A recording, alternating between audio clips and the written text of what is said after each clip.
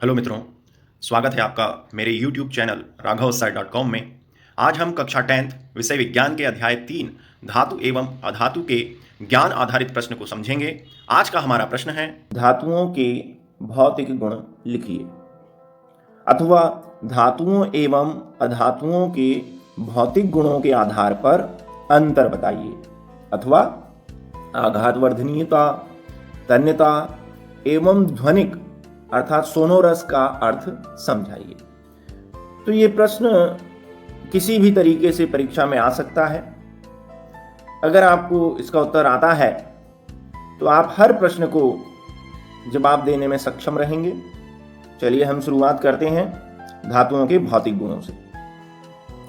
धातुओं में कई सारे भौतिक गुण पाए जाते हैं जिन्हें यहां हमने एक एक करके क्रमबद्ध किया है। कुल 7 गुण यहां पे दिखाए जा रहे हैं, जिसमें से सबसे पहला है अवस्था।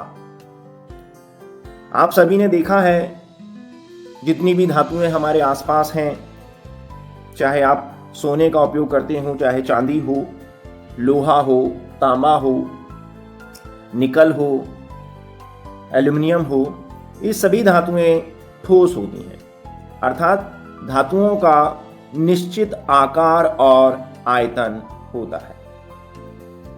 लेकिन एक धातु ऐसी है जो ठोस अवस्था में नहीं मिलती, जिसे हम अपवाद के रूप में लिखते हैं, वह है पारा या मरकरी।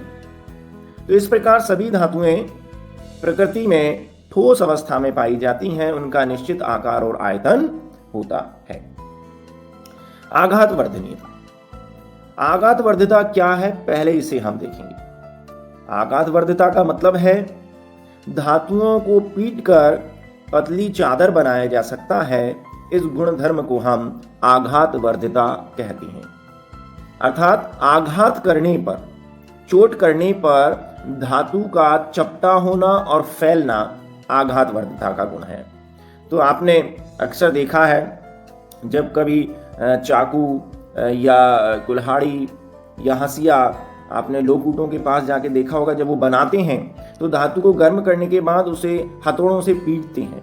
जैसे जैसे उसको पीटते हैं वो पतली और चपटी होती चली जाती है, वो चादरों में बदल जाती है, जिसे हम विभिन्न कार्यों में उपयोग में ले सकते हैं। तो धातुओं को पीटकर पतली चादरों में बदला जा सकता है, यही गुण आघातवर्धिता कहलाता है, अर्थात धातुएं आघातवर्धनीय होती हैं।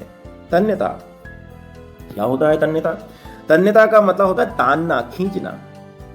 तो धातुओं को अगर हम खींचें तो हम उनके पतले से पतले तार बना सकते हैं। तो धातुओं के तार के रूप में खींचने की क्षमता को तन्यता कहा जाता है। आपने बाजारों में तार देखे हैं, कॉपर वायर आता है, तांबे का तार, एल्यूमिनियम का तार आता है, जिसका उपयोग हम घरों में लाइट फिटिंग के तौर पे करते हैं। इसके अलावा लोहे का तार, जिसे हम सरिया कहते हैं, उसका उपयोग हम मकान बनाने के लिए करते हैं। इसके अलावा सोने और चांदी के तो बहुत ही पतले तार खींचे जा सकते हैं, इसलिए उनका उपयोग हम आभूषण बनाने में करते हैं।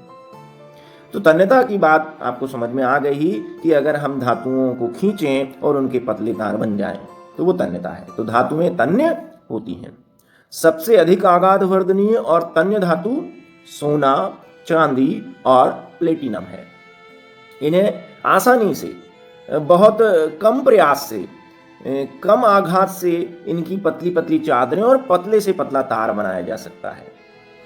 क्योंकि सोना, चांदी और प्लेटिनम बहुत आघातवर्धनीय और तन्य है, इसलिए इनका उपयोग हम आभूषण बनाने में करते हैं। ध्वनिक का मतलब है पीटने पर आवाजों का निकलना। तो धातुएं की कठोर सतह से आवाज उत्पन्न होती है, यह गुण ध्वनिक कहलाता है। आप किसी भी धातु को लीजिएगा और उसको किसी दूसरी कठोर सतह से टकराइएगा। कोई भी धातु लीजिए और उसे लकड़ी के डंडे से ही आप टकराइए, तो उससे एक बहुत ही मधुर ध्वनि या आवाज पैदा होगी।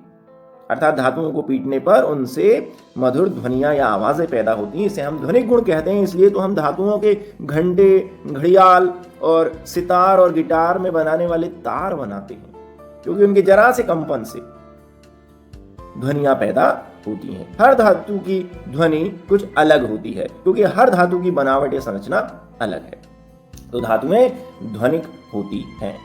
चालकता चालकता का मतलब है कि धातुओं में से होकर हम विद्युत धारा अर्थात करंट या हम बोल दें इलेक्ट्रॉनों का प्रवाह कर सकते हैं। साथ ही साथ धातुओं में से ऊष्मा का भी संचालन होता है। ऊष्मा अर्थात गर्मी। अगर हम कोई धातु की रॉड लें, छड़ लें और उसका एक सिरा आग में रख दें तो आप देखेंगे कि उसका दूसरा सिरा भी कुछ समय बाद गर्म हो जाता है।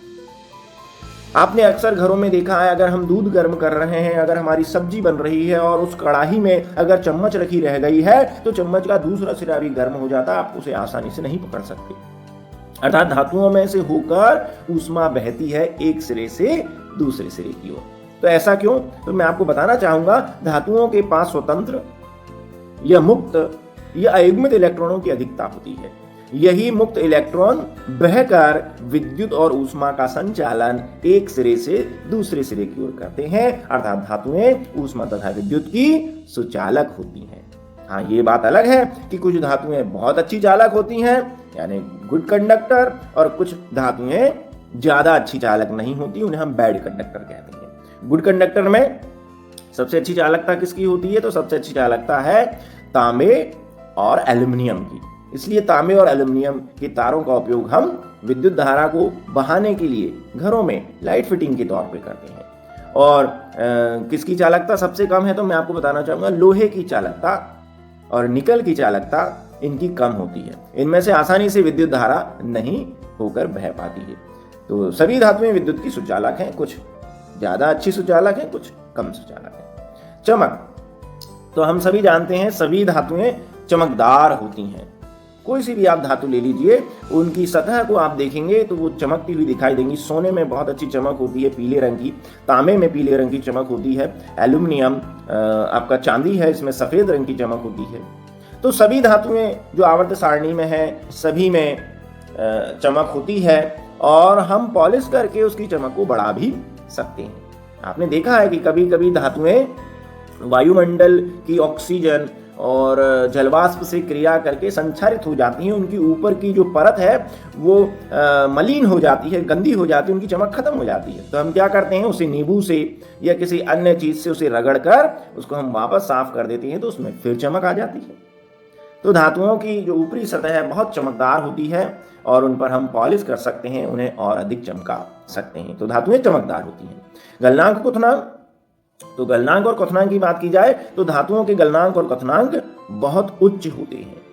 बहुत अधिक तापमान पर धातुएं पिघलती हैं, ठोस से द्रव में बदलती हैं, और बहुत ही अधिक तापमान पर धातुएं द्रव से गैस में बदलती हैं।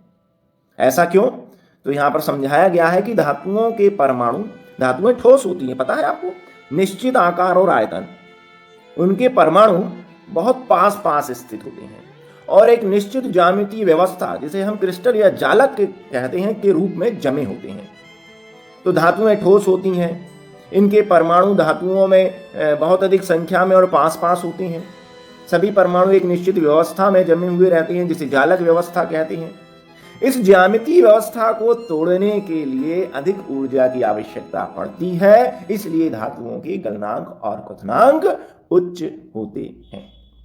तो ये 7 गुण हैं भौतिक गुण धातुओं के। अगर आपसे केवल भौतिक गुण पूछे जाएं तो आपको ये 7 गुणों को क्रम से लिख देना है। इसके अलावा ये अलग अलग 2-2 नंबरों में पूछे जा सकते हैं, जैसे आघात वर्धनीयता किसे कहते हैं, सर्वाधिक आघात वर्धनीय धातुएं कौन सी हैं, तन्यता किसे कहते हैं, सबसे ज्यादा तन्यता का गुण कौन सी धातुएं प्रदर्शित करती हैं, धातुएं विद्युत और ऊष्मा की चालक क्यों होती हैं, या धातुओं के गलनांक और क्वथनांक उच्च क्यों होते हैं। हर प्रश्न का उत्तर यहां पर समाहित है। अब क्वेश्चन अगला है कि धातुओं और धातुओं में अंतर लिखिए भौतिक गुणों के आधार पर। तो बहुत सरल हो गया अब तो। धातुएं ठोस, जबकि अधातुएं ठोस, द्रव, गैस तीनों अवस्थाओं या रूपों में मिलती हैं। ऐसी अधातु जो ठोस अवस्था में मिलती है उसका नाम आयोडीन है। द्रव अवस्था में मिलने वाली अधातु ब्रोमीन है, ये नीले रंग के तरल द्रव के रूप में पाई जाती है।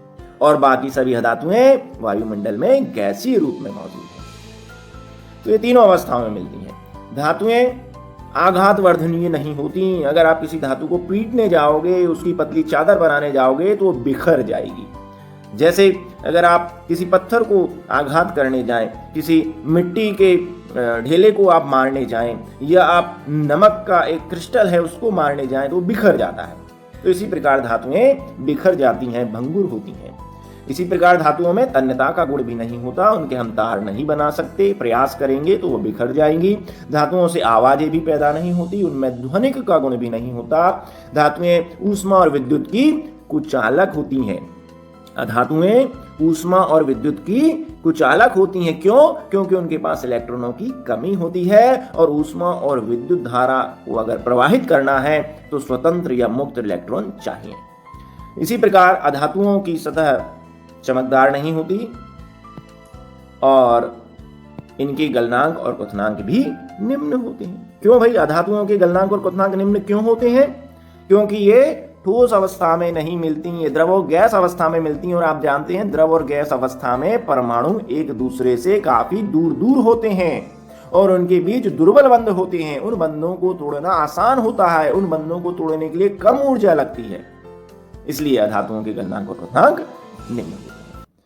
उम्मीद है आपको यह वीडियो बहुत पसंद आया होगा। इसे अधिक से अधिक लाइक एवं शेयर कीजिए तथा ऐसे अन्य शिक्षास्प्रद वीडियो को देखने के लिए मेरे चैनल को सब्सक्राइब कीजिए। बहुत बहुत धन्यवाद।